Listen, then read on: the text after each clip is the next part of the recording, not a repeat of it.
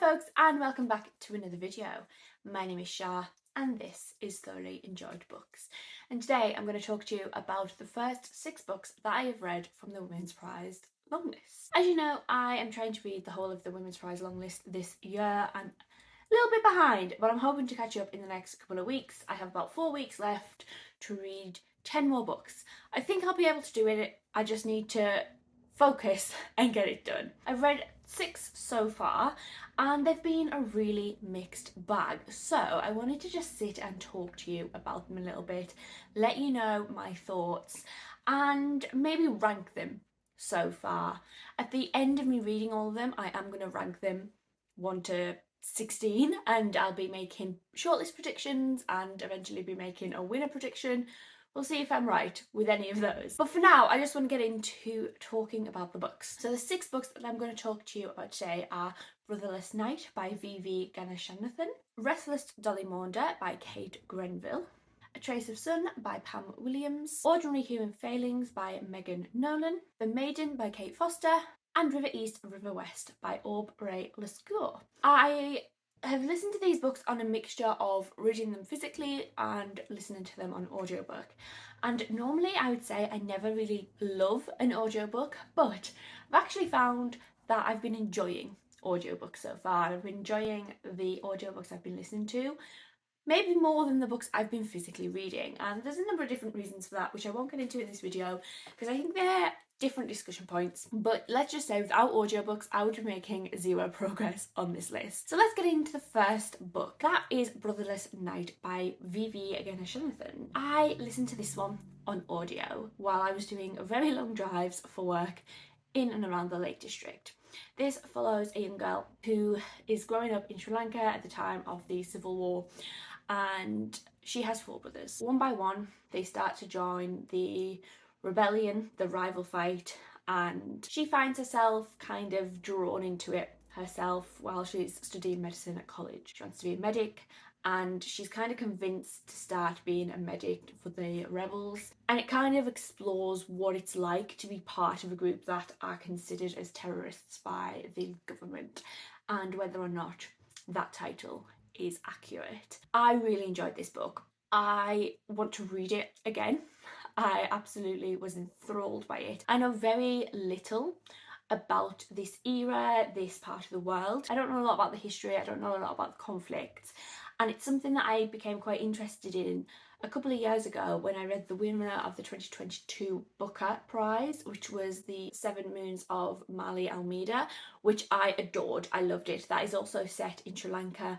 I think around the same time this book is set, but this follows a different storyline, and I think I prefer Brotherless Night a bit more. It's a little less magical realism than Mali Almeida, but it's still just as interesting, just as engaging. I really enjoyed the characters. I really enjoyed the way that the conflict was built in this book and how you could really see the inner turmoil of the characters. You could really feel this desire to be on the right side of the law and to stick to the government's rules and regulations, but as time goes on, how that becomes less and less possible, and personal beliefs get in the way and personal morals begin to overtake, and the fight between right and wrong kind of gets tangled up in what's going on. I really enjoyed seeing the characters grow as well. This is set over quite a number of years. I can't remember exactly how many. Sashi is quite young at the beginning of the novel and she's in her early to mid-20s towards the end of the novel.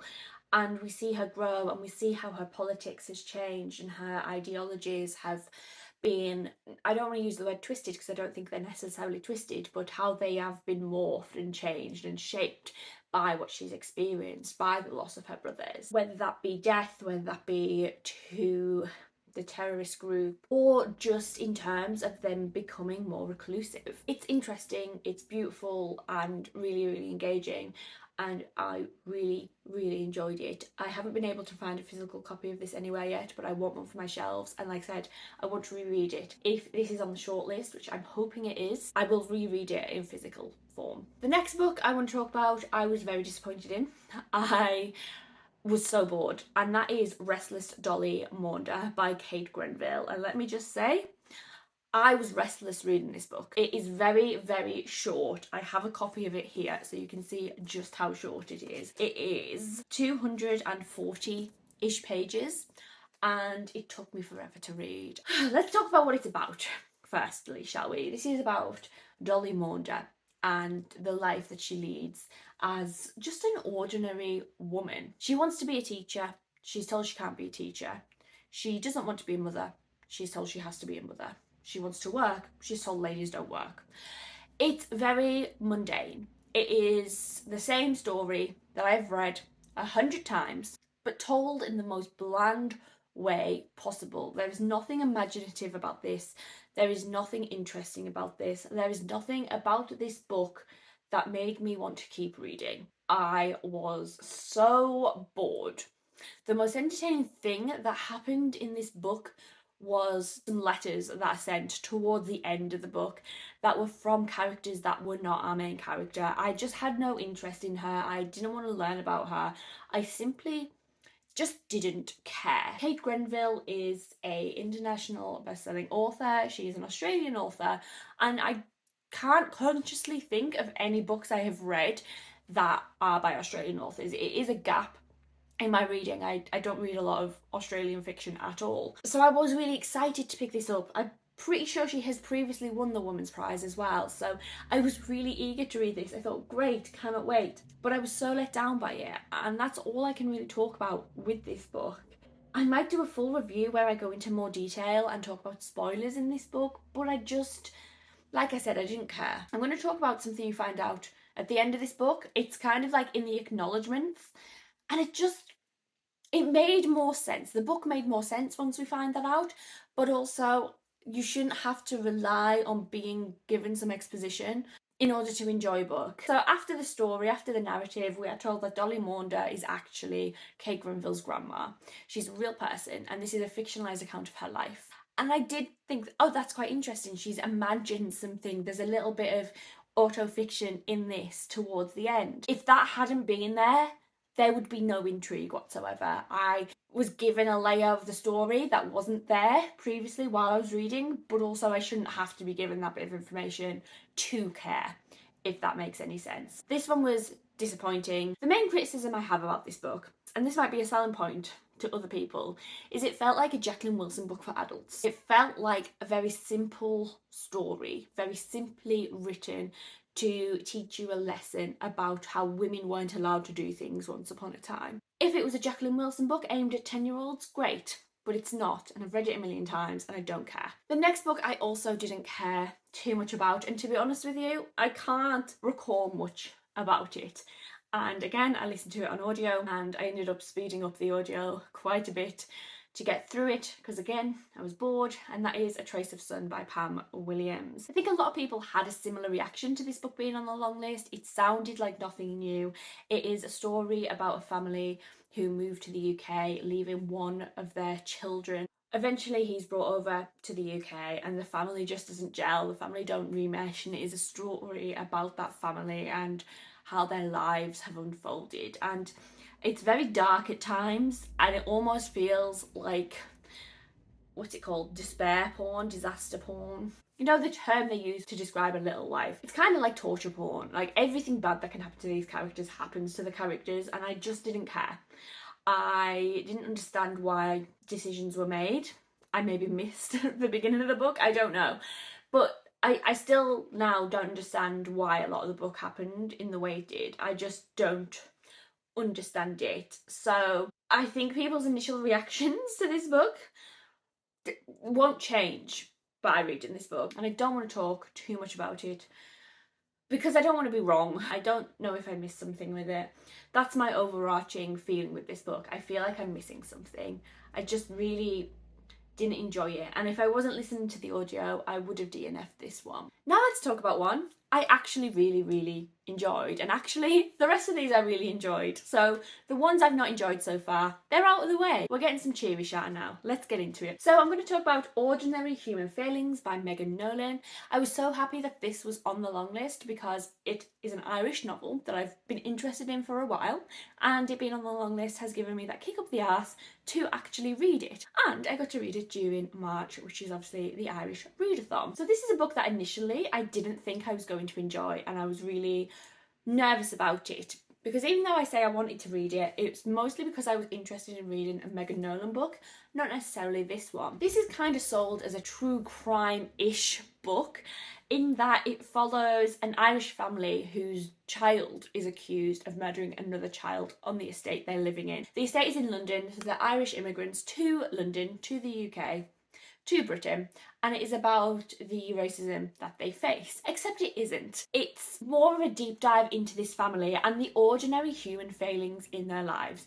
The small things that could happen to anyone that have led them to being in London, that have led to this horrific incident potentially happening. It looks at each of the family members individual. So the little girl who's 10 years old, Lucy, is accused of murdering Mia on the estate. She's the last person who has been seen with this little girl. And a reporter decides he wants to get the inside scoop on this. So he rounds up the whole family, gets them into a hotel with the intention of keeping them secure from the outside world, from the people who may want to harm them for being a murderous family. Basically to stop them being a spectacle, with the intention of obviously making them his spectacle. He wants to be the only one who can write their story. And one by one he interviews them, and as he interviews them we get the backstory of each character. So we get Carmel, who is Lucy's mum, we get the story of their dad John and the brother Richie, who's an alcoholic. And as we uncover more and more about this story, we see just how tragic this incident actually is and how this looks like it could happen to anyone. I'm not saying that anyone can be a child killer. I'm not saying that murder is normal, but the way the family are portrayed to be monsters just obviously isn't true. And I found it really interesting, really fascinating, really enjoyed it. I loved how it addressed those very mundane, very small things that can go wrong for anybody. Teenage pregnancy, getting in with the wrong crowd, how one mistake can cost you your whole career, how alcohol is so easy to become dependent on. All of these very small things that you probably know so many people in your own life have suffered with, have been through. But the fact that it is just all this one family made out to be demons. I loved it. I thought it was brilliant. I thought the writing was simple, but in a way that was interesting, unlike Dolly Maunda. It really focused in on small details without making them too disinteresting, without boring you. Completely different. And I think with the kind of like true crime hype that there is a lot of at the minute, I think that this one is done really well and in a new take. And yeah, one of the best books I have read so far this year. I thoroughly enjoyed this one. The next book I'm going to talk about was a complete surprise, which is Maiden by Kate Foster. I didn't expect to like this one, but I really did. I think I read it in like 2 days. Again, I listened to it on audio, which I think really added to this book. It is set in Scotland and it's about a young woman called Christian who is accused of killing her uncle/lover. We kind of work our way backwards. We have two storylines. We have Christian when she has been sentenced to execution, and then it flashes between the murder and the build up to the murder, so her relationship with her uncle, how she ended up in that situation in the first place, all the people who were involved who were potentially the murderer instead of her, looking at her in the present and in the past. And it's a recent past, it's not over a very long period of time. I didn't think I would enjoy it. I really didn't. It's set in like the 1600s and I like historical fiction, but I'm quite particular about it as well. I don't really like it going back too far. And this goes back just a little bit too far for my liking. I kind of like the 1800s onwards. The 1600s, a little too early for me, don't know enough about it. Sometimes feels like I'm back in a kings and queens history lesson looking at the Tudors. I don't know, I just have a thing where I don't really enjoy this time period. The way it's told is really engaging. I think it's sold as like a historical thriller, and I don't like thrillers either. So basically this was a book I wasn't supposed to enjoy. Again, I don't have anything too interesting to say about the writing. The writing isn't anything different, it's not anything overly new. It's just a very captivating read, and I think it's a good time. My friend Charlotte from Corny Reads has asked me if I think Restless Dolly M and the Maiden are like her thing. They're ones that she's interested in, and I think the Maiden definitely is. So if you watch Charlotte from Corny Reads and enjoy the same things that she does, you'll probably like this book, because it's definitely a Charlotte book. It's kind of got some Tessa Dare vibes. It's not a romance, but the romance that is in it has that Regency feel. It's a little bit forbidden, it's a little bit naughty, but it's just, like I said, very captivating, very engaging. And this, I don't know if it'll make the shortlist, but I think it is one that'll be quite popular commercially. I think the commercial aspect of this book, it's a winner. And then the last book I'm going to talk about today is River East, River West by Audrey Lescure. Now, I'm going to keep my thoughts on this one very brief, because I could sit here and talk about it for a really long time, because this one was really interesting, really engaging, really fascinating. But there was so much in it that I need to think on it a little bit longer, and I've just finished this book about an hour ago at the time of me filming this video, so my thoughts aren't fully formulated. This is about a young girl called Alva who is half American, half Chinese, and living in Shanghai. She's born in Shanghai. Her American mother has lived in Shanghai for her whole life and is just about to marry a Chinese man. When we follow Alva, she is in her early teens and we go into her mid-teens. So we follow a couple of years where she is coming to terms with her mum and her mum's sexuality and her mum's new relationship and her mum getting married. Alva is initially quite reluctant to get to know her new stepfather, but as time goes on, they develop quite a strong bond, and the book essentially follows their relationship whilst looking at things like immigration and colonisation and wealth inequality and expats from America into China, as well as cultural differences, and as well as the American attitude in a foreign country. And it also looks at fetishism as well, the fetishization of young Chinese women, which again, very dark. And this book does have a lot going on in it. All of these books I've talked about have got a lot of trigger warnings, so I highly recommend before you read any of them, go to Does the Dog Die? I'll leave a link down below and just check the trigger warnings, because there's a lot of them. This one in particular made me very uncomfortable because there are child exploitation, child sex scenes, as in an adult having sex with a 15-year-old girl, which is very disturbing. And when you read the book and you hear who that character is and how it comes about and why it comes about, it will make your skin crawl. Again, listen to it on audio. Very, very good audio book. I will say that the narrators of it are brilliant. Alva is a very lovable character. She's also quite despisable, so she is that bit of both, which again, really interesting, really fascinating, really loved reading her. But her stepfather is also really interesting. We see his backstory, we see how he knew her mother for 25 years and how important that is to the story, particularly around colonisation. But we see how Alva warms up to her stepfather and how her opinions change. And I thought that was captured beautifully, you know, that resistance to accepting new family figures, and especially new parental figures, into your family in a culture where you want more. So one of the main themes of this book is Alva wanting to know both sides of her heritage. Her mother is very much pushing her Chinese heritage onto her, but is kind of neglecting the American heritage that Alva is keen to know about, because she is both. She is both American and Chinese, but the American side is very cut off. And as time goes on, we see how damaging that can be following her stepfather's history, and I won't go into too much detail there. I've heard a few people say that they were more invested in Alva's story than her stepfather's story, a relationship that is very littly explored in literature. I think I've never read a book that explores the relationship between a teenage girl and her stepfather. But I actually preferred the stepfather's point of view. I thought his was much more interesting, much more devastating actually. But I didn't find Alva's boring. I didn't find that I was waiting to get back to another story, which can often happen in a dual narrative. I think this is the first one. I'm just checking. Yeah, this is the first one of the 6 I'm mentioning that is dual narrative, and I didn't feel like I was drawn more to one than the other. I didn't feel like one was less interesting. I thought they were both very, very interesting and enjoyed hearing about both of them. Like I said, it is quite dark. It's darker than I thought it was going to be. It's a very different story to what I thought it was going to be. Again, it looks at a culture I know very little about and would like to know more about.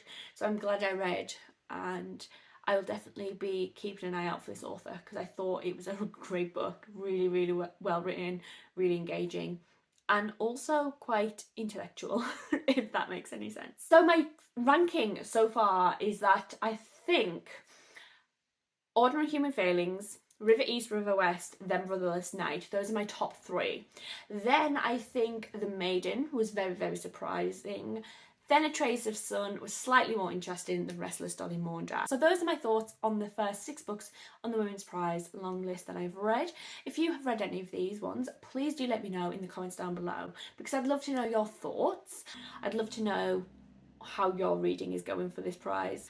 And if there are any that based on this you think I'm going to really enjoy or really not like coming up. I know that Scott doesn't think I will enjoy Hangman because he very much despises it, and it is the last book that I intend to read because it's the only one I haven't sourced yet, and that's maybe because I'm not trying, because I know how much Scott does not like this book. If you have made it to this point in the video and have nothing in particular to say because you're not taking part in the prize or just don't really have any thoughts, please leave a stack of book emoji down below so that I know that you're here. I'll also leave my links down below to my Instagram and my Storygraph and all that good stuff, so you can come and follow me on there and talk to me about books. And I'll see you in another video very, very soon. Take care. Bye!